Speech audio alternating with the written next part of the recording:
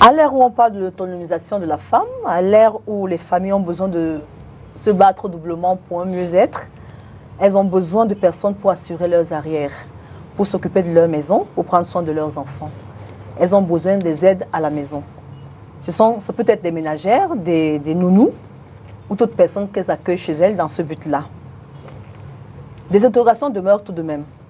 Comment recrutons-nous des personnes qu'on héberge chez nous? Quelle est leur moralité?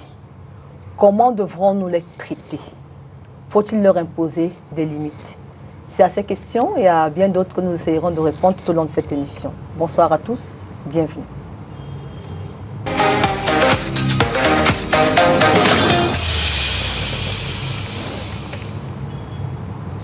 Entre copines, l'émission qui parle aux femmes, la plateforme d'échange entre les femmes, diffusée tous les samedis quand il est 15h30 et dimanche quand il est 20h30. Aide à la maison, ces personnes que l'on fait entrer dans nos maisons. C'est le thème de ce soir. Pour en parler, nous avons trois jolies dames sur le plateau.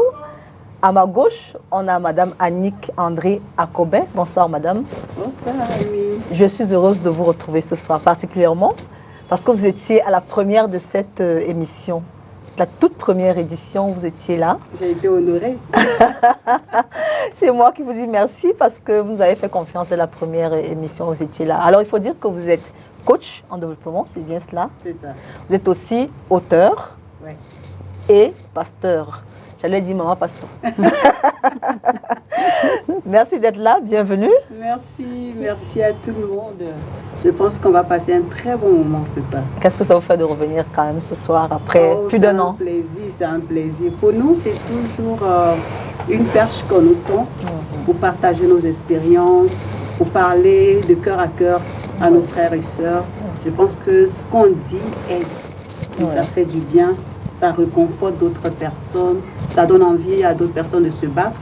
Donc si on a l'opportunité de donner juste un peu de ce qu'on a, je crois que ça va faire du bien. Et merci de toujours penser à nous. C'est nous. Alors à ma droite, j'ai Alimatou Kwendaou. Bonsoir Alimatou. Bonsoir Amine. Vous êtes assistante projet. Oui. C'est la deuxième fois sur le plateau. Oui. La dernière fois, c'était pour les enfants autistes. Comment ils vont les enfants? Ils vont super bien. Merci d'être là. Merci également à toi de m'avoir encore invité une fois de plus. Ok. Alors, on va commencer, mesdames. On dit que nous sommes les ministres de l'Intérieur. Oui. Donc, tout ce qui se passe à l'intérieur, là, c'est notre responsabilité. Chef de gouvernement. Tout ce qui se passe à l'intérieur, c'est notre responsabilité. Alors, je commence avec vous, madame. Alors, vous avez déjà eu recours à des aides à la maison? Bien sûr, bien sûr. Alors, les ménagères, peut-être les nounous? Beaucoup plus les ménagères. Oui. Je crois qu'en 18 ans, on en a eu au moins 6. Oui. Ouais. C'est bien, 6. On est quand même, ça veut dire qu'elles ont 1000 ans. Oui, elles mettent long.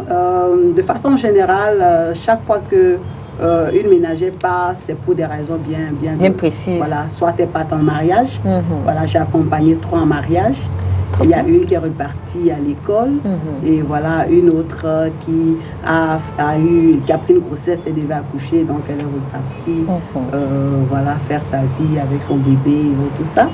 Et une autre maman qui est restée avec nous très longtemps aussi, mais qui devait aussi aller s'occuper de ses enfants, qui avait aussi grandi, qui commençait à faire des enfants. Donc elle allait garder ses petits-enfants. D'accord, il faut dire que vous avez de la chance. Alors, comment vous entrez en contact avec vos ménagers? Comment vous faites pour les recruter? C'est vrai que des gens passent par des agences, mais nous, on passe par le bouche à oreille. Oui. Voilà, c'est-à-dire dans le quartier, il y a une maman qui est là, qui peut nous recommander quelqu'un. On préfère passer par les recommandations parce qu'au moins on sait que cette personne-là connaît la personne.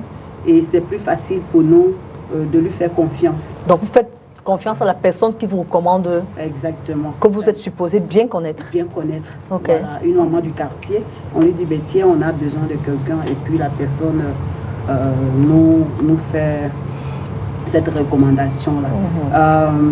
Il y a d'autres personnes aussi que nous avons eu à prendre, mais qui venaient d'une assemblée chrétienne. Okay. Voilà, une assemblée chrétienne. Et déjà, une chose, c'est-à-dire, moi, mon époux, par exemple, il me dit, je ne veux pas les gens de ton assemblée. Oui. Parce qu'il y a ton intimité à protéger. Absolument. Si tu es dans une assemblée, que tu prends ta ménagère dans ton assemblée, tout ce qui se passe chez toi sera... On va rapporter à l'assemblée, oui. Mais c'est une personne d'une autre assemblée que je sais est dans la foi, est servante de Dieu aussi.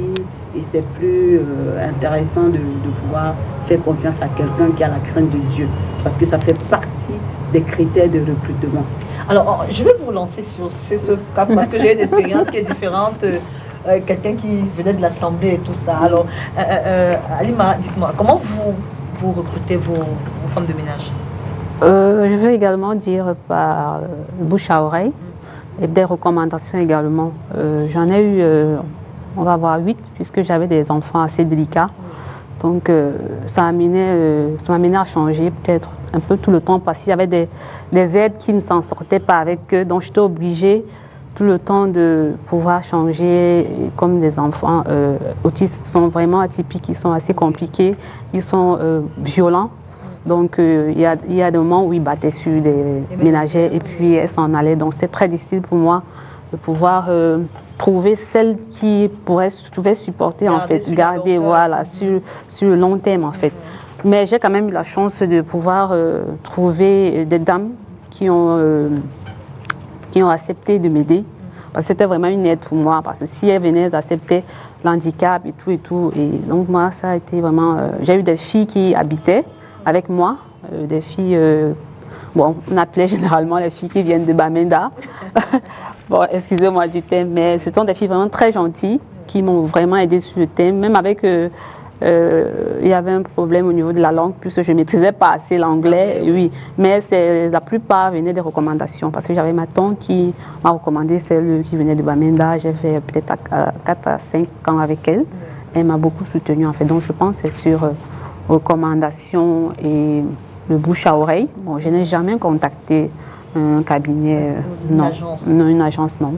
Alors, non, pour vous, c'était mieux. Je peux comprendre qu'avec des enfants délicats, c'était mieux celles qui restaient chez vous? Oui. Vous preniez plutôt celles qui habitent chez vous? Oui, dans la plupart, je prenais celles qui habitent chez moi parce que comme j'avais des enfants assez jeunes, au bas âge, donc, et je rentrais du travail un peu tard, donc dans les 19-20 heures. Donc, il nous fallait quelqu'un à la maison, en fait, qui est là en permanence, qui va veiller sur des enfants parce qu'ils sont assez compliqués. Il faut veiller sur ce qu'ils font, comment ils jouent. Donc, il fallait quelqu'un qui soit vraiment...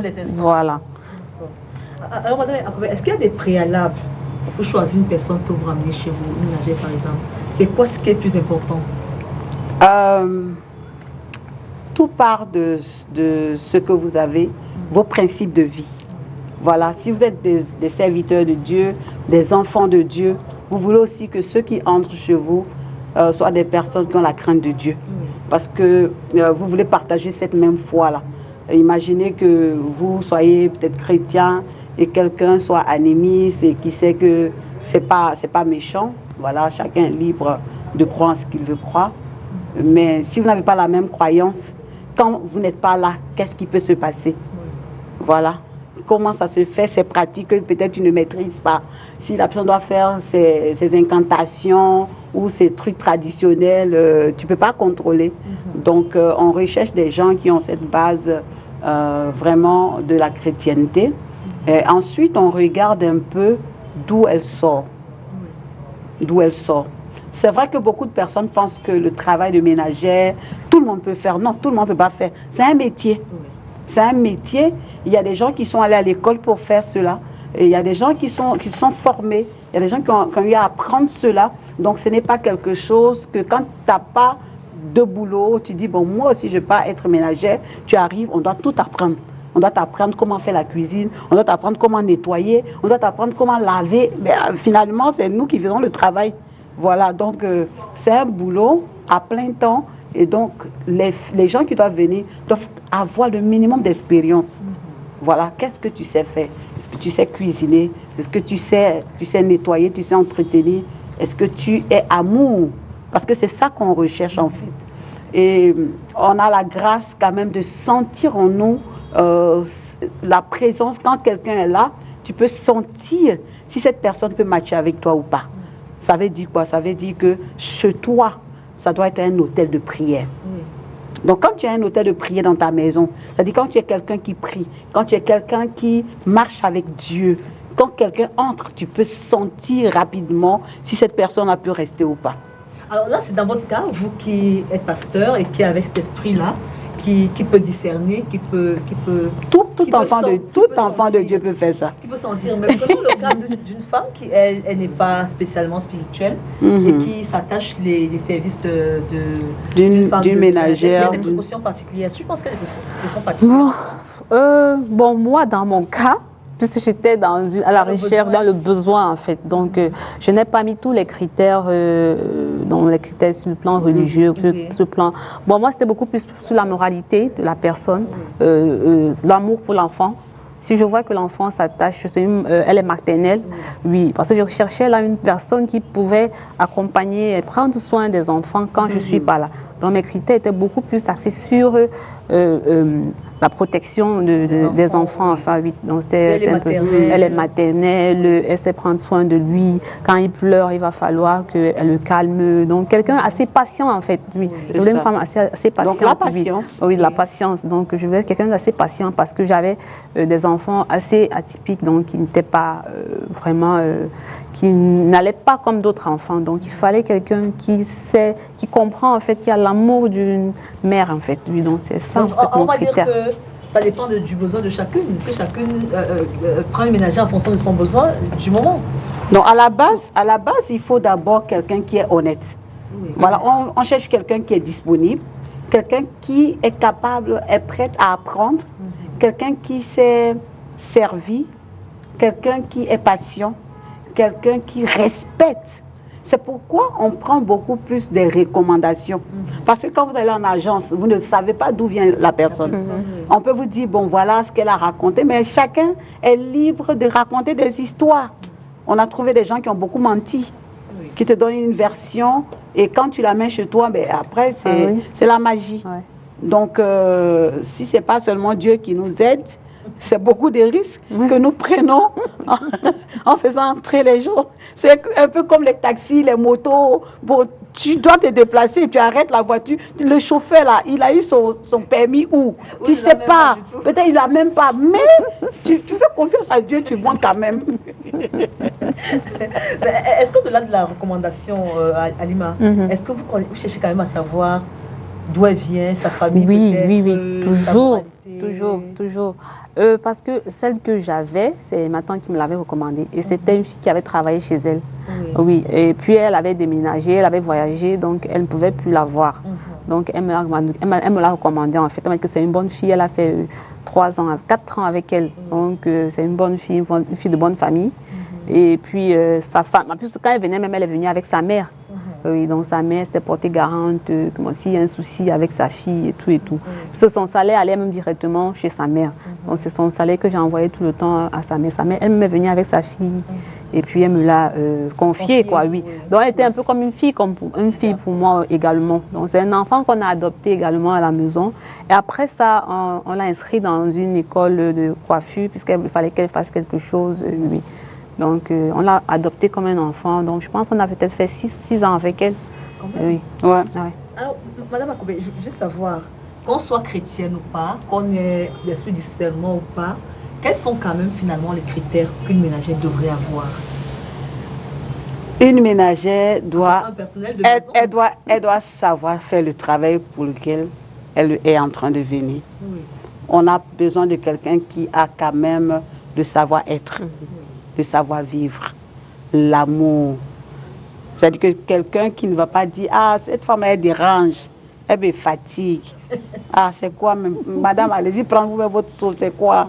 Donc, on a vraiment besoin des gens qui sont disponibles, des gens qui ont envie de donner leur meilleur. Le meilleur d'eux-mêmes. Oui, j'ai une sœur, quand elle était dans les problèmes, elle s'est dit ben, « Je n'arrive pas à trouver du travail. » La seule chose que je peux faire, je peux aussi aller chercher à faire un travail de ménagère.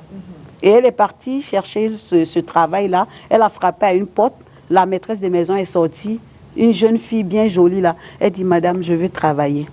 La dame lui demande que tu sais faire quoi. Elle dit, je ne peux pas te mentir, je ne sais rien faire. Mais je vais apprendre. Effectivement, elle ne savait rien faire. Mais on l'a prise. Elle a fait plus de 15 ans là-bas.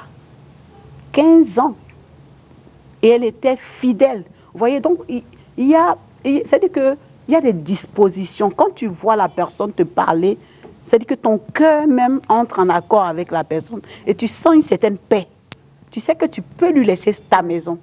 Je vous assure, cette jeune dame-là, elle a l'opportunité de vivre avec eux. Elle a fait grandir tous les enfants. Elle fait tout. C'est-à-dire que si la mère est là, que la dame est là, tous les enfants viennent chez elle. Pourquoi? Parce qu'une femme a voulu lui faire confiance et lui donner cette opportunité. Donc, elle n'a pas eu besoin forcément de savoir faire quelque chose avant qu'on la recrute. On a vu sa sincérité, son honnêteté. Elle a été honnête dès le départ. Elle dit, je ne sais rien faire, mais je vais travailler. Et vous êtes quand même d'accord avec moi qu'il y a très peu de femmes qui vont recruter quelqu'un qui dit d'emblée que je ne sais rien faire. Parce que tu viens là pour travailler, tu ne viens pas à l'école de formation, tu viens pour travailler, tu dois être opérationnel. Il y a très peu de femmes qui vont ouvrir leur porte à quelqu'un qui leur dit carrément que je ne sais rien faire. Quand c'est ton heure, c'est ton heure. Ce qui est pour toi, c'est pour toi.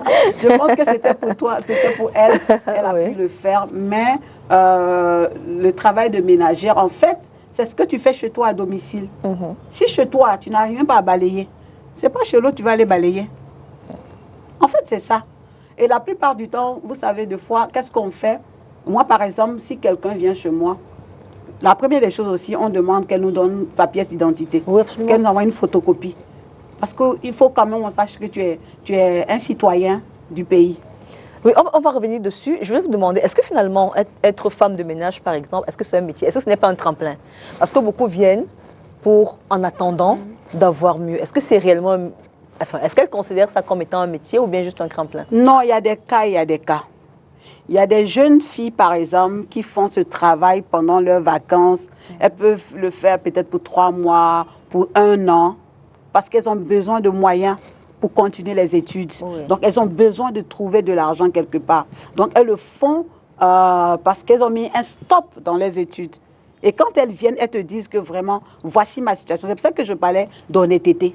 Donc, elles viennent, elles ont besoin d'argent et elles travaillent jusqu'à avoir cet argent-là. Et après, elles partent. Elles peuvent même partir sans te dire. Elle te dit qu'il y a un funérail au village là-bas. C'est comme ça, quand elle est partie là, tu te retrouves que tu es seule. Elle n'est plus là. Il y a d'autres qui viennent, mais c'est leur métier. C'est pour ça que je dis que c'est un métier, en fait. C'est un métier. Il y a des gens qui ont travaillé, qui sont gouvernantes. Une gouvernante qui gère toute une maison, qui s'assure que les tâches sont distribuées à toutes les ménagères, à tous ceux qui sont là, chauffeurs, cuisiniers, tout ce que vous pouvez imaginer. Donc, plus on a des moyens financiers, on a plus de personnel de maison. Et il y a un superviseur, quelqu'un qui coordonne. Donc, c'est un boulot. C'est du travail. J'allais dire à grande échelle, oui, mais à grande échelle. Du quotidien, là, elle considère que mais c'est un travail. Elle est de passage et que non, ce n'est pas tout le monde qui est de passage. Tout le monde n'est pas de passage. Je vous parlais de cette dame. Ça fait 15 ans qu'elle travaille chez eux. 15 ans. Et les gens, c'est-à-dire que quand on les affecte, ils partent avec elle. Oui. Il y a beaucoup de ménagers qui ont voyagé comme ça, qui sont même arrivés aux États-Unis, où toi et moi, on cherche le visa, on ne trouve pas. Elle, pour attraper le bébé, là, elle est partie aux États-Unis. C'est un boulot. C'est un boulot c'est par reconnaissance, tes patrons peuvent t'honorer. Oui, parce que c'est un boulot qui nécessite la confiance. Parce que tu laisses ce qui t'est cher entre les mains. Absolument. Tu laisses ta maison entre les mains. Tu laisses tes enfants entre les mains. Tu laisses ta nourriture entre les mains. Tu laisses tout entre les mains. Beaucoup de choses peuvent se passer. Si tu ne sais pas gérer, elles vont te gérer. Absolument. Alors, Halima, quelles sont les tâches de manière globale qui sont les leurs? Parce que je pense que peut-être qu'il y en a qui sont tellement occupées qu'elles n'arrivent pas à s'en sortir. Bon, dans ton cas, au-delà des enfants qui étaient sensibles, est-ce qu'il y avait autre chose qu'elle devait faire? Oui, elle pouvait faire également la cuisine, la vaisselle, tout ce qui était cuisine, vaisselle, mais pas cuisine de mon époux. En fait, elle pouvait faire comme on appelle, le gros œuvre, en fait, comme je peux dire ça. Préparer? Oui, vous allez préparer pour les enfants, en fait. Et peut-être apprêter, puisque je rentrais le soir avec mon époux, donc... elle pouvait apprêter, peut-être elle fait le complément. Moi, je reviens, je fais peut-être la sauce pour éviter les conflits avec mon époux. Mais pour le repas des enfants, elle le faisait normalement. Mais quand moi, je rentre le soir, je m'assure que je rentre à la cuisine, j'apprête celui de mon époux et moi. Donc, je fais juste la sauce et le complément, je paie réchauffer et tout. Mais là, les tâches, je pense, il y avait la lessive, la vaisselle. Bon, la lessive, non, ça serait très lourd pour elle avec les enfants. C'était un peu compliqué pour elle, ça devenait un peu trop lourd parce qu'il fallait qu'elle gère le repas, elle gère le ménage, elle doit ranger les chambres des enfants et tout ça. C'était un peu lourd. La lessive, non, on a dû mettre ça de côté pour chercher un blanchisseur qui devait faire ça. Mais côté vaisselle, cuisine pour les enfants, le goûter, tout ça, veiller quand ils reviennent de l'école, c'était vraiment sa tâche principale. Mais pour la lessive, j'avais pris quelqu'un d'autre pour faire cela. Et c'était mieux comme ça. Est-ce que vous ne pensez pas qu'on les surcharge de travail quand même des fois, ces dames-là? Ça dépend des maisons. Oui. Ça dépend des maisons. C'est vrai que la plupart du temps, les petites maisons là, quand tu es embauché, tu fais tout. Hein. Tu fais tout, absolument tout. Moi, chez moi, la ménagère, elle gère la restauration, en fait la cuisine et le ménage. Voilà. Et il y a le blanchisseur qui s'occupe de laver et repasser. Et quand j'avais accouché, j'ai ma belle sœur qui est venue pour s'occuper uniquement de l'enfant. Donc on fait en sorte que les gens puissent vraiment avoir leurs tâches. Ils ont leur jour de repos quand même pour leur permettre de vaquer à d'autres occupations. Parce qu'il faut que nous aussi on s'implique. Si on se dit que c'est le travail qui nous empêche d'être là 24 heures sur 24, 7 jours sur 7, le week-end, on est là. Donc samedi, dimanche, normalement, chez moi, la ménagère ne travaille pas. Donc c'est nous qui passons à... Samedi? Oui, samedi, dimanche. Un jour stratégique comme samedi, ne travaille pas? Oui. Le samedi, moi par contre, le samedi, je travaillais jusqu'à midi. Oui, juste faire la vaisselle et tout. Ranger la chambre des enfants et le reste moi je prenais la main moi je faisais le repas du week-end. Le week-end, samedi et dimanche, c'est moi qui passais à la cuisine. Mais le samedi, il y a même des jours où quand elle a tout lavé, elle lavait le vendredi, que non, va te reposer, c'est mieux. Parce que d'abord, tu as souffert avec les enfants, il ne faut pas que j'abuse encore. Donc moi, je veux prendre de la relève le week-end. Mais c'est sauf si je suis débordée le week-end, où j'ai des sorties, je suis obligée de la faire venir. Et là, je peux la motiver. Je lui dis que, ok, je vais te payer ton taxi. Est-ce que tu peux venir, s'il te plaît? Et là, bon, elle, assez gentille, elle venait dans la plupart des cas. Alors, je constate que vous avez eu de gentilles ménagères et que vous êtes des gentilles patronnes. Alors, Pas toujours. Alors, doit-on leur imposer des limites? Avant que vous ne répondiez à la question, nous avons invité d'autres personnes au débat. On va écouter ce qu'ils en pensent et on revient juste derrière.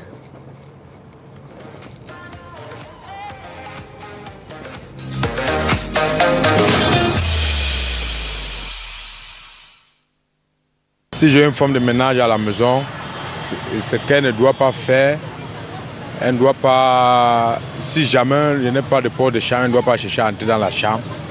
Elle ne doit pas se mêler de mes problèmes intimes avec madame. Elle ne doit pas souvent me questionner par rapport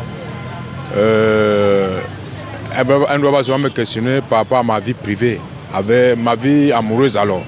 Elle doit seulement faire son travail et attendre son salaire. Elle doit aussi s'habiller décemment, de peur de me... Parce qu'un habillement indécent peut inciter comment on appelle? Peut inciter le patron. Elle doit s'habiller décemment. Ouais. Elle doit venir au travail à l'heure. Parce qu'on souffre pour la payer. La femme de ménage représente un peu la gouvernante de la maison. Mais maintenant, il y a certaines choses que je ne peux pas accorder que ce soit la femme de ménage qui effectue pour moi parce que dans le droit chemin, c'est ma femme qui doit le faire. La femme de ménage ne doit pas laver mes sous-vêtements. La femme de ménage ne doit pas dresser mon lit où je dors. La femme de ménage ne doit pas me servir à table tant que ma femme est dans la maison. Donc il y a certaines limites qu'il faut apporter à certaines choses dans la vie très précaires qui sont très normales pour moi.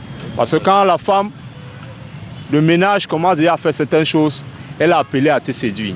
Elle va amener certains habillements qui ne sont pas pour toi, pour pouvoir te séduire. Donc il faut bien soigner sa tenue en tant que femme de ménage qui travaille dans un domicile, je peux dire comment? Oui, un domicile privé, que ce soit privé, que ce soit...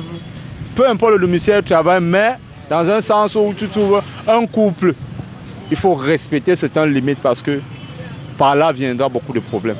Tant qu'elle ne respecte pas son couloir, elle est prête à vous créer des problèmes. Et si vous lui donnez l'espace de pouvoir avaler ce boulevard, je ne vous donne pas 3 mois. Une femme qui a des idées en tête, elle va saccager votre mariage. Donc dans ce cas, qu'elle fait son travail qu'il a mené, et moi aussi je fais mon travail de patron. Ce qu'une bonne ne doit pas faire chez moi, elle ne doit pas... Elle doit s'entendre avec ma femme. D'abord, s'entendre aussi avec mes enfants. Et faire les travaux qui le concernent. Et avoir les bonnes relations avec les étrangers qui viennent à la maison. Bon, ce qu'elle ne doit pas faire, elle ne doit pas taper sur mes enfants. Si j'ai les petits-enfants, elle ne doit pas mettre la main sur eux. Elle ne doit pas m'insulter. Ni ma femme. Elle ne doit pas, peut-être si on l'a interdit, ne pas entrer dans une pièce dans la maison, elle ne doit pas entrer là-bas. Bonsoir déjà, moi c'est M. Penka Nganou Fabrice. Pour moi, ce qu'une femme de ménage ne doit pas faire chez moi, c'est déjà de préparer et de ne pas dresser le lit. Donc, elle n'a pas le droit de préparer chez moi, elle n'a pas le droit de dresser mon lit. Maintenant, elle a le droit de faire autre, donc, elle a aussi le droit de laver les habits de mes habits et les habits de madame. Le reste là, elle peut laver les habits des enfants, s'occuper de la maison. Voilà ce qu'une femme de ménage peut faire chez moi.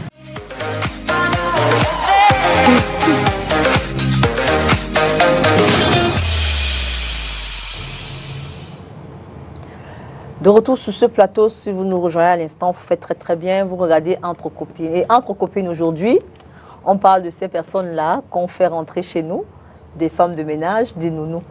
Alors, Alima, dites-moi, Oui. est-ce que vous leur imposez des limites quand même? Oui. Même quand elle vous aide, est-ce Oui. que vous arrangez quand même à ce qu'il y ait des limites?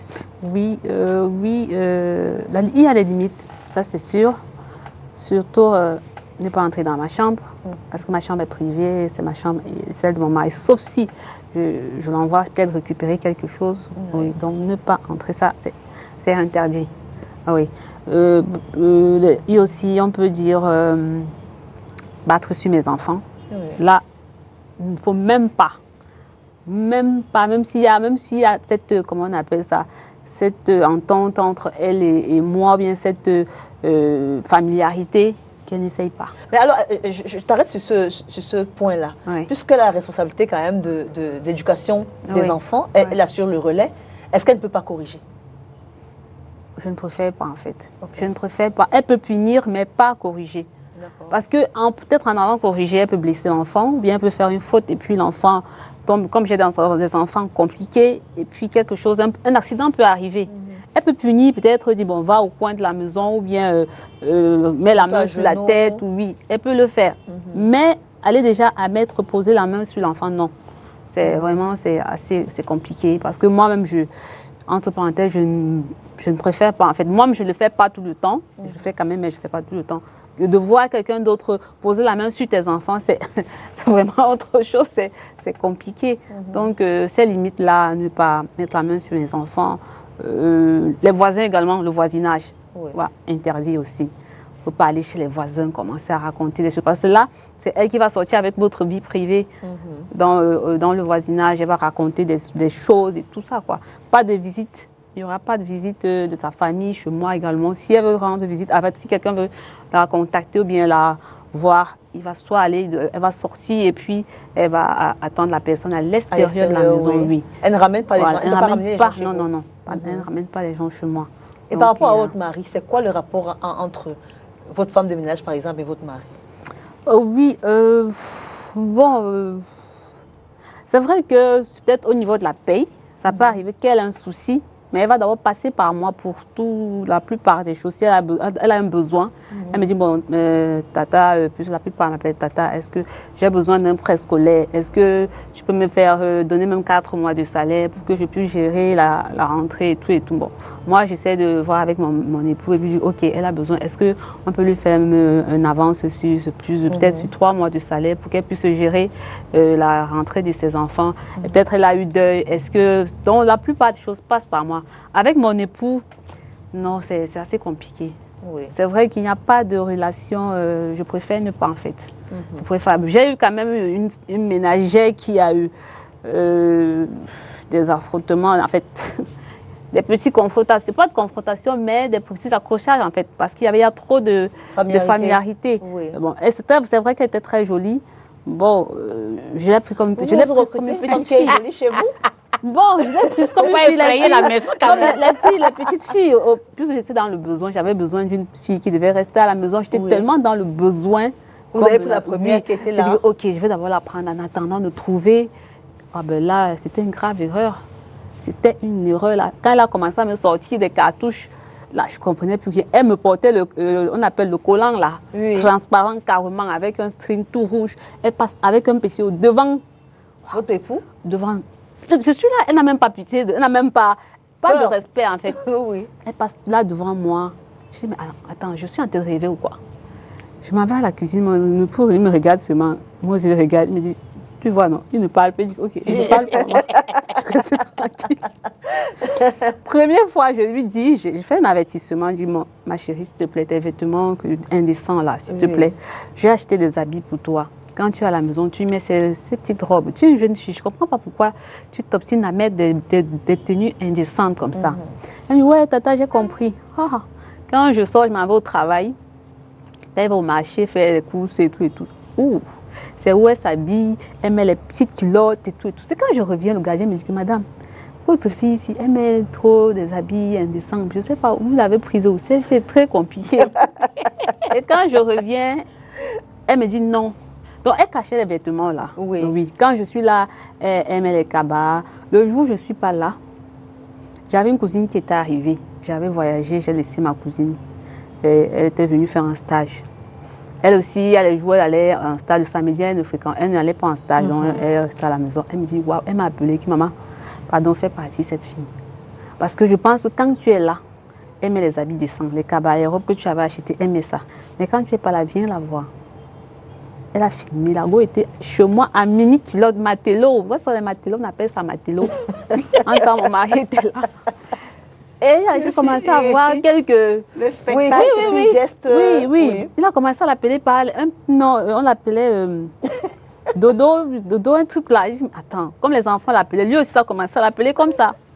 J'ai dit, waouh, depuis quand, mon monsieur, qu'est-ce qui se passe? J'ai dit, non, tu sais que les enfants l'appellent comme ça, moi aussi. J'ai dit, ok, je pense que le moment est arrivé pour qu'on se sépare. Il faut qu'on arrête ça. Parce que là, c'est en train je suis en train d'envenimer des choses moi-même, en fait. Je suis en train de creuser ma propre tombe. Vous nourrissez votre propre... Voilà. J'ai décidé de dire, ok, j'ai inventé une histoire. J'ai dit, bon, je vais voyager avec les enfants. Pour le moment, je vais aller faire 3 mois. Donc, je n'aurai pas besoin de toi sur les 3 mois. Donc, elle dit que non, je peux rester avec tonton et tout. Et tout. Non, je dis, c'est maman, pas d'abord. Elle va le babysitter. Je te donne 4 mois. 4 mois de salaire. Quand je reviens, je veux t'appeler, tu vas revenir. Elle ne voulait pas partir, c'était compliqué. Mon époux aussi, non, pourquoi tu l'as fait partir? J'ai dit, oh là, j'ai dit non, c'est qu'il faut qu'elle parte parce que je lui ai trouvé quelqu'un de mûr. Oui, elle est encore très jeune et puis elle n'est pas assez mature. Il y a beaucoup de choses qu'elle ne tient pas comme il faut. Donc, je préfère qu'elle parte et puis je prenne quelqu'un de bien. J'ai préféré prendre des jours de congé, 2 semaines de congé, pour pouvoir trouver quelqu'un de vraiment mûr, mature pour pouvoir faire ce travail. Et j'ai eu des sueurs froides. J'ai eu des sueurs froides avec cette fille. Et puis là, elle est partie. Et puis, j'ai dit Dieu merci. J'espère que au dehors, là-bas, elle ne peut pas passer le numéro. Même si c'est au dehors, c'est mieux. Et au dehors après, ils ont continué. Ah, tu vois. Après, c'est que j'ai coupé, en fait. Elle appelait. Avec son contact, elle appelait. Elle dit que non, tonton et tout et tout. J'ai dit, oh, arrête ça. Arrête-moi ça. Mais d'où est-ce que c'est parti? C'est-à-dire, est-ce que c'est parti de l'habillement qui était léger, indécent, ou bien Oui, comment est-ce que c'est ça, parti? ça part de l'habillement et peut-être la manière dont il voit comment il prend, elle prend soin des enfants. Oui. Lui dit, elle peut être aussi maternelle. Si bon, leur mère n'est pas là, elle peut la remplacer. C'est dans la tête des hommes. Je ne sais pas ce qui se passe. Hein? Ouais. Oui, et l'habillement qui est indécent, Oui. qui aussi, c'est un flashy pour eux. Donc, dès qu'ils ils voient, je ne sais pas ce qui se passe dans leur tête. Donc, tout ça aussi... Il voit des gens en elle, oui. Elle fait le repas pour ses enfants. Il voit une seconde mère, en fait. En fait, vous savez que chez les hommes, Oui. c'est pas rationnel. Hein? Oui. On ne peut pas toujours Oui, expliquer. vraiment pas expliquer ce qui se passe. qui se passe dans leur Il tête. voit, je pense, en elle une seconde mère. Oui. Peut-être une seconde mère, comme si elle n'est pas là aujourd'hui, elle peut quand même. Je ne sais pas, en fait, c'est assez compliqué. Mais tout part dans ces petites choses-là, en fait. Ça part de des petites choses comme ça, et puis ça envenime. Oui, et puis si on n'est pas assez éveillé, on perd le contrôle de la situation. Et c'est parti. C'était une jeune fille, après il commence à sortir, après elle te dit qu'elle part, il lui loue une maison, et puis il commence à la fréquenter. Ça devient un deuxième foyer. Voilà, ça devient un deuxième foyer pour lui. Et puis elle commence à te faire un chantage, et puis dans tout ça, c'est assez compliqué, donc il faut vraiment veiller sur vraiment... Alors maintenant, de l'histoire de Halima, est-ce qu'il n'est donc pas fondamental de fixer les limites depuis le début? Le vestimentaire, la proximité avec son époux, par exemple, les relations qu'on a même avec vous. Parce que même si on vous la recommande, ça n'empêche pas que vous gardiez quand même une certaine méfiance vis-à-vis d'elle. Oui, déjà, il faut dire que c'est la femme qui a besoin d'aide. Oui. C'est pas l'homme. Parce que les hommes, ils ne veulent pas d'autres personnes. Oui. Les hommes voudraient que ce soit leur femme qui gère leur maison, Oui. leur repas et tout. Mais c'est la femme qui se dit émancipée. Elle veut aller aussi travailler. Elle veut aussi aller ça et là. Oui. Donc, elle a besoin d'aide, en fait, Oui. pour s'épanouir. Elle a besoin de quelqu'un qui va la suppléer un temps pour qu'elle puisse aussi aller s'épanouir. Absolument. Donc, la plupart du temps, les hommes même te disent que la ménagère que tu veux prendre là, ce n'est pas dans mon argent que tu vas la payer. Donc, c'est ton travail. C'est-à-dire que c'est toi qui payes cette ménagère. Donc, c'est toi qui invites même la mort aussi chez toi. Dans ta maison, Dans ta maison. Ce qui fait que déjà, quand tu choisis ta ménagère, tu dois savoir qu'elle n'a rien à voir avec ton époux. Absolument. C'est-à-dire tout ce qui est salaire et tout ça. Ce n'est pas ton mari qui doit la payer. C'est-à-dire rien. Oui. C'est toi qui gères tout ça. Oui. S'il y a un problème, c'est chez toi qu'elle doit s'adresser. Voilà, donc il n'y a même pas d'opportunité même pour entrer en contact ou bien pour échanger avec ton époux. La seule chose qu'elle va faire, c'est bonjour tonton, c'est tout. Voilà, ça s'arrête là. Maintenant, comme tout employé, on lui donne quand même un job description pour dire voilà ce que tu dois faire dans cette maison. Voilà ce que tu n'es pas autorisé à faire. Nous, on avait une ménagère là, mais quand tu pars au travail, tu ne comprends pas. Tu viens, la facture d'électricité monte. Mais la dame, elle travaille un peu. Il y a les télévisions dans les chambres, la climatisation. Elle allume, elle se couche là, elle regarde. Mais franchement, c'est-à-dire qu'elle te multiplie, les factures. Et toi, tu ne comprends rien. Oui. Jusqu'à ce que peut-être un jour tu es au boulot et puis peut-être tu ne te sens pas bien ou bien tu as oublié quelque chose. Quand tu rentres à l'improviste, c'est là que tu vois que ta maison est devenue un lieu public. Elle a ses cousins, ses frères, ses soeurs qui sont là. Ils sont en train de causer. Voilà la télé allumée. Soit la télé allumée, elle est au loin là-bas en train de faire autre chose, le climatiseur en marche. Tu sais que tu te rends compte qu'il y a une deuxième vie dans ta maison. Absolument. Donc, il y a tellement de choses qui se passent avec ces personnes qu'on fait entrer chez nous que de fois, les hommes qui sont prévoyants, ils disent que je ne veux pas. Parce que la plupart du temps, si vous regardez très bien, les hommes s'opposent rudement, farouchement. Et c'est la femme, comme elle a cette façon douce de manipuler l'homme. Elle dit bébé, quand elle dit bébé, quoi, son cœur tombe. Il dit, toi, mais tu sais que je ne veux pas, mais comme je t'aime, oui. je laisse faire. Donc, vraiment, c'est après beaucoup de négociations qu'une femme arrive à convaincre son homme de prendre une ménagère. Voilà. Donc, quand elle rentre, vraiment, il y a des choses que tu dois pouvoir dire à cette personne qui entre pour dire, chez nous, voici comment ça fonctionne. On ne veut pas voir ça, on ne veut pas voir ça. Même pour le marché, vous faites le marché vous-même. Si elle doit aller au marché, peut-être que c'est parce que la tomate est finie ou l'oignon est fini. Mais le marché en lui-même, Le grand marché. le grand marché, vous le faites. Et vous préparez les paquets. Parce qu'il m'arrivait de fois, tu vois, tu achètes les poulets, tu sais que peut-être tu as 4 sachets de poulet. Et sur ta table, tu n'as pas mangé poulet toute la semaine, mais il n'y a plus de poulet au frigo. Oui. Tu te demandes, mais où sont passés les poulets? Elle dit, mais madame, on a préparé. J'ai dit, non, lundi, on a mangé telle chose. Mardi, on a mangé telle chose. Mercredi, on a mangé telle chose. À quel moment le poulet est venu sur la table pour que je n'ai plus de poulet au frigo? Donc, une femme qui délègue son travail à une autre doit connaître sa maison. Elle doit connaître le travail. Elle doit superviser. Elle ne doit pas abandonner tout le travail ou sa maison entre les mains de cette dernière qui arrive. Ça, c'est très important parce que si tu ne le fais pas, elles vont faire le marché dans ton marché. Ouais. Parce qu'elles savent que tu ne contrôles pas. Comment faire affaire dans affaire? Oui, elle fait affaire dans affaire. Elle prend l'huile, le cube et tout ça. Elle emballe. Non seulement elle prend ce qui n'a pas été préparé, et puis quand elle prépare, elle s'essaie encore. Elle mange d'abord sur place et elle rentre avec une partie. Elle peut te frire un poulet. Après, tu viens, tu ouvres la cuisinière. Tu vois encore des poulets, des morceaux dedans là-bas qui sont bien emballés. Donc, mais si tu n'es pas quelqu'un qui contrôle, elle ne peut pas savoir. Quand tu ouvres, maintenant, elle dit, mais ça fait quoi ici? Ah non, je devais mettre dans la sauce, j'ai oublié. Ok, ressources, ramène dans la sauce. Donc, vraiment, il faut leur dire, voici comment est-ce qu'on marche ici. Et ça, c'est dès le premier jour, là, à l'entretien. Parce qu'on fait un entretien d'embauche. Absolument. On lui dit ce qu'il faut et ce qu'il ne faut pas.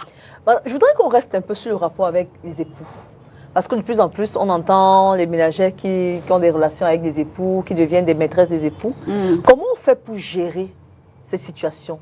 De prime abord, ce n'est pas le mari qui est supposé être en charge de la ménagère, de la femme de ménage, vous l'avez dit. Oui. Mais à quel moment est-ce que la familiarité entre eux deux s'installe au point de devenir autre chose? Quand celui que tu as marié n'est pas un homme, mais c'est un garçon.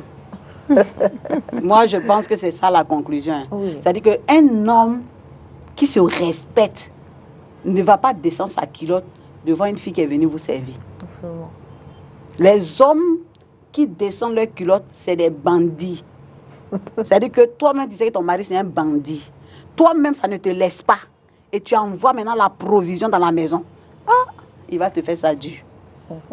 Donc, pour dire quoi, en fait? Pour dire que vraiment, un homme qui se respecte, quand il a seulement dans sa tête son boulot, sa femme, ses enfants, il n'a pas le temps de regarder à gauche. Même si tu veux, passe même nu. Passe nu. Ça ne va rien lui faire. Ça ne va rien lui faire. Surtout que le danger de ce genre de relation est tellement visible. C'est-à-dire que si vous commencez à avoir des relations avec une femme de ménage, la femme de ménage qui travaille pour votre femme, elle risque de mettre votre femme en danger, en fait. Oui, elle risque parce que, regarde, Hermine, tu as une fille de ménage qui est là, elle est en train de travailler, et ce jour-là, toi-même, tu es à la maison. Tu n'as pas travaillé. Et tu es couché, étalé sur le divan en train de regarder ton film, Novelas. Et ton mari veut manger. Tu appelles la ménagère, va le servir. Il veut de l'eau, va le servir. Il veut enlever ses chaussures, va enlever ses chaussures. Quand toi, tu penses que tu es arrivé, c'est ça, et que tu ne peux plus faire certaines tâches, et que c'est ta ménagère maintenant qui doit faire ces tâches à ta place, mais si elle a commencé à faire une partie, elle va terminer les vraies tâches. Oui, elle va terminer les vraies tâches. Elle va faire la vraie tâche. La vraie tâche, elle va faire ça. Parce qu'elle a déjà tout fait. Parce que l'homme, c'est quoi? Le visage qu'il voit tous les jours maintenant, c'est qui? C'est la ménagère. C'est elle qui va préparer, c'est elle qui va faire ci, c'est elle qui va me servir. C'est-à-dire que même tu te lèves le matin, il va s'habituer à ça. Surtout quand elle habite chez toi. Oui. Ne fais pas cette erreur-là. Que ce soit la ménagère qui fasse tout. On la réveille, c'est-à-dire qu'à 5 heures, quand tout le monde se réveille, c'est elle qui se réveille aussi. C'est elle qui doit apprêter le petit déjeuner de monsieur et tout ça. C'est elle qui doit aller au marché, c'est elle qui doit faire ceci, c'est elle qui doit faire cela. Pour dire, mais les busy women, les femmes d'affaires, les femmes battantes qui n'ont pas le temps. Il y a une autre qui est là, elle a le temps pour toi. Oui. Elle va s'occuper de ta maison et gérer tout ce qui est à l'intérieur. Elle va attirer la sympathie du mari qui va commencer à s'intéresser. Elle n'a pas besoin d'attirer, elle est présente pour lui. Oui. S'il dit que ma chemise, est-ce que tu peux repasser? Oui, patron. Elle repasse. Et puis elle a bien repassé. Et puis, comme elle habite là, elle apprend, elle voit ses goûts, elle voit comment, elle voit ce qu'il aime, elle commence à faire. Elle entre dans ses faveurs en fait. Et entre-temps, toi, tu es en train de chercher l'argent. Et quand tu arrives le soir, le monsieur a envie de se vider. Il lance sa main, tu lances la main là. Il met la main sur toi, tu enlèves ça.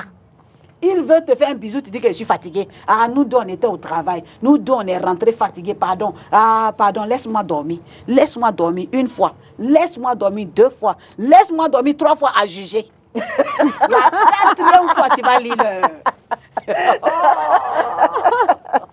Il ne parle plus. S'il ne te demande plus, il demande c'est qu'il ailleurs. puisse ailleurs. Alors, mesdames, nous allons marquer une autre pause. Nous allons regarder cette vidéo et nous allons nous retrouver après pour la commenter.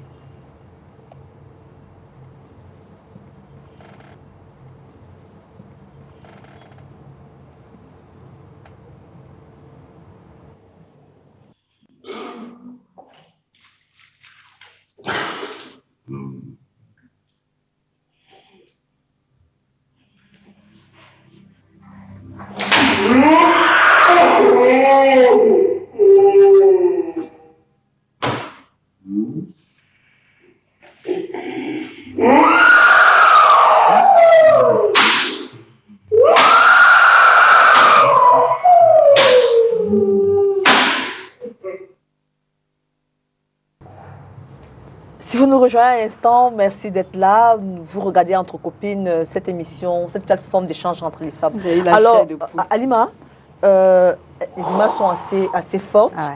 Je voudrais revenir sur le fait que vous avez dit qu'on ne tape pas vos enfants. Vous voyez ce que les ménagères sont capables de faire quand on n'est pas à la maison. Est-ce que vous pensez qu'une femme comme ça, mentalement, elle est stable? Je pense que non. Soit elle doit avoir un problème mental. Parce qu'une femme qui est maternelle, je ne pense pas qu'elle pourrait poser un tel acte, en fait, sur un enfant qui n'a pas fait exprès peut-être de vomir. Ça peut arriver que les enfants font des bêtises, mais pas au point où tu t'acharnes sur un enfant. Parce que là, on ne peut plus dire bah, parce qu'elle s'acharne carrément sur cet enfant. Carrément, quoi. Est-ce que vous ne pensez pas que le mauvais traitement peut-être de sa patronne peut entraîner ce genre de comportement? Oui, ça peut entraîner. Si sa patronne, il y a des patronnes qui sont assez violentes, qui battent même sur des femmes de ménage. Il y a des patronnes qui sont très violentes, qui battent et qui insultent, qui sont vraiment négatives en fait, qui n'ont pas de cœur et qui pensent qu'en retour, elles vont prendre soin de leur enfant. Non, ça ne se peut pas. Celles qui on les bat même et elles prennent soin des enfants, elles ont vraiment un bon cœur. Parce que la plupart, elles vont dire, ok, quand même, elle a fait ça, je veux refaire, je vais le faire là, je veux lui rendre la balle, quoi. Elle s'acharne sur ton enfant. Donc, je pense que ça peut aussi, ça peut être dans les 2 cas, ça peut être que soit elle est en train de rendre la pièce, de faire souffrir, de pouvoir rendre ce que sa patronne lui fait à son enfant, soit mentalement, elle n'est pas stable. Oui, elle n'est pas stable mentalement. Dans les 2 cas, ça peut être. Mais il faut dire que quel que soit le traitement de votre patronne, vous n'avez pas à vous acharner sur un enfant parce qu'il est responsable de rien. Si on ne vous traite pas bien quelque part, partez. Ne vous acharnez pas sur les enfants dont on vous laisse la responsabilité. Alors, Madame Ekobe, je convoque votre qualité de pasteur, de maman pasto. Vous qui savez que l'homme est physique, il est aussi spirituel. Est-ce que vous pensez qu'une femme comme celle-là est animée d'un esprit qui est sain? Ce n'est pas question d'animer. C'est ça la sorcellerie. Ça, c'est la méchanceté. C'est-à-dire quelqu'un qui n'a pas un cœur d'amour. Alors que la plus belle chose que Dieu nous a donnée, c'est l'amour. Oui. Aimez-vous les uns les autres. Un bébé, quelqu'un qui ne parle même pas. Taper. On l'a d'abord projeté. Ensuite, marcher sur elle. Ensuite, la shooter comme un ballon. Ça, ce n'est pas la sorcellerie. Il y a des gens qui entrent chez vous, mais qui sont en mission. Ils viennent pour vous détruire. Ils viennent vraiment pour vous faire du mal. C'est pour ça qu'on ne peut pas... On fait très attention pour faire entrer quelqu'un chez soi parce qu'on ne sait pas qui est là. On ne sait pas qui entre. On ne sait pas c'est quelle mission cette personne-là vient faire. J'ai eu tellement la chair de poule quand je regardais cette vidéo. Je vous assure, j'étais révoltée en fait. Ça, c'est la méchanceté. C'est la sorcellerie. Je n'ai même pas les mots même pour le dire. Comment on fait donc pour... Vous avez dit qu'on peut le sentir, c'est-à-dire que quand quelqu'un a des ondes négatives, on peut le sentir. Mais il y en a qui n'ont pas ce discernement-là. Comment on fait? Tu sais, quand tu es une maman qui a laissé son enfant à la maison, tu as confié à quelqu'un, et quand tu es trop busy, normalement, quand tu entres, prends le temps de vérifier le corps de ton enfant. Oui. Ça veut dire quoi? Si tu es allé travailler, que tu es rentré très tard, et tu es rentré, l'enfant dort. Tu es venu faire le bisou, tu es allé dormir, et le matin très tôt, tu es déjà parti. Tu ne peux pas voir les bleus. Tu ne peux pas voir les bleus. Il faut pouvoir être là pour toucher l'enfant. C'est-à-dire que son corps, il faut pouvoir vérifier si son corps n'a pas eu de marque. Il faut pouvoir toucher. Il y a des parties sensibles. Et c'est comme ça que d'autres personnes ont découvert, par exemple, que leurs enfants qui étaient plus jeunes ont été déviergés, les trucs comme ça. Parce qu'il y a toujours quelqu'un dans la maison qui fait un travail de sorcellerie, de méchanceté. Et quand tu n'as pas l'habitude de voir ton enfant nu, tu n'as pas l'habitude de laver ton enfant toi-même, tu n'as pas l'habitude de faire un certain nombre de choses, mais tu seras surpris. Oui, c'est des choses qui vont t'échapper. Ça va t'échapper. Oui. C'est pour ça qu'il faut trouver du temps. On a tous 24 heures, mais je vous assure que si on est bien organisé, on peut trouver le temps pour faire certaines choses et laisser maintenant d'autres choses qui sera sur la responsabilité des ménagères. Oui. C'est vrai que les gens sont venus avec cette idée de, comment on appelle, là, les garderies, les crèches. Mais là-bas aussi, maintenant, tu arrives, c'est des gens incompétents qui sont là-bas, qui bastonnent même les enfants. Qui bastonnent les enfants. Donc finalement, tout fait peur. Il y a des mamans qui n'ont pas pu tenir le coup. Elles ont dû prendre 1 an d'arrêt pour s'occuper de leurs pour s'occuper de leur maison, parce qu'ils ont compris que tout allait dans tous les sens. Oui. Tout allait dans tous les sens. Et deux fois, quand je m'assois, je me dis, mais tiens, vraiment, Dieu sait pourquoi la femme devait être aux commandes. Parce que être gouverneur, être ministre de l'Intérieur, ce n'est pas un petit métier. Absolument pas. Il y a tellement de choses à faire. Quand vous allez dans la Bible, vous allez voir le grand Abraham qui avait sa femme Sarai, mais elle avait des ménagers. Elle avait des servantes, des personnes qui s'occupaient d'elle, à tel enseigne que tellement elle était confiante que ses ménagères font un bon boulot, qu'elle a pu se dire que celle-là, elle s'appelle Agar, je l'ai gardée depuis des années, je lui fais confiance, oui. je peux la donner à mon époux pour qu'elle nous fasse un enfant, parce que si c'est ma ménagère, si elle était mon esclave que je l'ai achetée, ça veut dire qu'aujourd'hui elle m'appartient, elle est plus que ma soeur. Elle n'est plus ma ménagère, mais elle est comme ma soeur. Et elle prend cette femme, elle remet à son époux pour qu'il puisse avoir un enfant. Mais dès que la fille a porté la grossesse, ça a changé de camp. Ça a changé. C'est pour dire qu'on ne peut même pas connaître. C'est Dieu qui nous aide. Ouais. Mais nous aussi, nous devons faire attention, nous devons beaucoup observer, nous devons regarder le comportement des enfants. Tu vois ton enfant, façon qu'elle a chuté l'enfant, je suis sûre que si tu viens le soir et que tu portes ton enfant, elle va crier. Parce qu'elle aura des douleurs quelque part. Et elle va crier. Même si ce n'est pas parler, si elle voit la tata, elle va dire que tata, elle va fuir. Oui. Mais nous, on n'a pas le temps. On cherche l'argent. Je sais qu'on cherche l'argent là pour qui? On cherche l'argent là pour qui? Halima, alors, quelle est la limite de l'accès à nos enfants qu'on doit donner aux ménagères? C'est-à-dire que comme elles sont le relais, enfin, pour certains, elles sont le relais, elles devraient être le relais. Mais d'autres femmes abandonnent complètement l'éducation de leurs enfants aux femmes de ménage, au personnel de la maison. Quelle est la limite que vous avez fixée avec vos enfants? En ce qui me concerne, c'est pour les enfants, c'est peut-être donner le bain, en fait, leur propreté et peut-être nourrir. Mais sur le plan éducation, sur l'école et tout, c'est moi-même qui je m'en occupe moi-même. Quand je rentre du travail, moi, je prends mes enfants, qu'est-ce que vous avez fait à l'école et tout, je supervise en fait sur ce plan. Même sur ce qui a été fait à la cuisine, quoi que ce soit, sur ce qu'ils ont mangé et tout, je faisais un planning en fait, un planning de repas qui devait être fait par jour, quoi. Donc chaque semaine, elle avait un planning, je sais ce qu'ils vont manger, donc je ne lui laissais pas l'opportunité de décider non. Donc il y a un planning à faire et qu'elle doit respecter. Si elle ne respecte pas, elle doit m'aviser pour me dire que non, peut-être qu'il y a quelque chose qui manque et tout, je peux changer. Ok. Donc, ce n'est qu'au niveau de la propreté des enfants, la propreté de leur chambre, peut-être la lessive également, tout ça, tout ce qui concerne la cuisine. Mais sur le plan de l'éducation, là, c'est moi-même qui donne l'éducation à mes enfants. Je préfère en fait le faire sur le plan de l'éducation, je préfère le faire. Le week-end, je m'assure que moi-même, je supervise tout ce que mes enfants font. Le samedi, le dimanche, je m'assois, moi-même, je gère. Vous avez fait quoi? Qu'est-ce que vous avez fait en semaine? Je me mets en fait avec eux pour pouvoir superviser. Mais en semaine, ce n'est que, je peux dire que ce n'est que sur le plan de la propreté et la cuisine. Donc, je ne peux pas lui dire oh, tu dois faire les devoirs avec les enfants. Oh, s'il y a quelque chose qui ne va pas, elle m'appelle. Si un enfant a fait quelque chose qui ne va pas, elle m'appelle que peut-être l'enfant a fait ceci, il m'a insulté, quoi que ce soit. Oui, là, je sais comment. Je dis que bon, ok, là, tu as raison, il devait te respecter. C'est pas comme ça que ça se passe. Mais il y a des limites, vraiment. D'accord. Alors, madame, je reviens sur vous qui êtes pasteur, c'est important cet aspect-là. Jusqu'où est-ce qu'on doit laisser accès à nos enfants, à ces personnes qui sont chez nous? L'accès doit se limiter où? Sachant que nos enfants sont vulnérables, sachant que même l'intérieur de notre maison est vulnérable. Parce qu'il y en a qui peuvent venir dans votre cuisine déposer, je ne sais pas quoi, dans votre sauce déposer, je ne sais pas, mettre je ne sais pas quoi. Quelle est la limite qu'on leur impose, qu'on devrait leur imposer vis-à-vis de nos enfants, vis-à-vis même des choses qui nous sont chères, comme notre manger, comme nos toilettes et tout ça? Quelle est la limite? Dès l'instant où on a décidé de faire entrer une nouvelle personne dans la maison, cette personne n'est plus étrangère. Elle fait partie de la maison.